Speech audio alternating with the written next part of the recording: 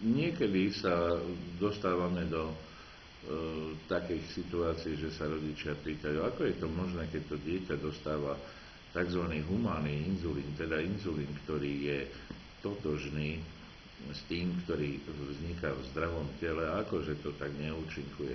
Treba si uvedomiť, že ten inzulín, ktorý vyrába ľudské telo, je uvoľňovaný z pankreasu priamo do krvných ciev.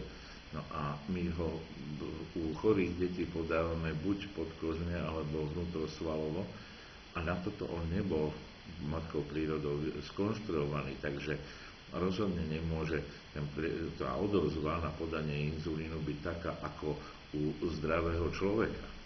Hej? Takže to je aj odpoveď na to, že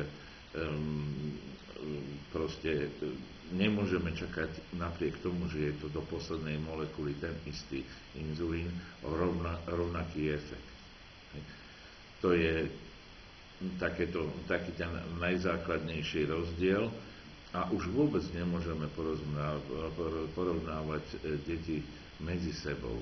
Nech sú aj rovnakého pohlavia, rovnako veľké, s rovnakou hmotnosťou, priebeh je individuálny, pretože dlhú dobu u tých detí ešte funguje predsa len aspoň aká taká produkcia vlastného inzulínu. To znamená, že nemôžeme chcieť proste, aby rovnaké množstvo inzulínu u tých detí rovnako fungovalo. Niektorý potrebuje viacej, niektorý menej. Už nehovoriac o tom, že na to vplýva aj životný štýl a všetko ostatné.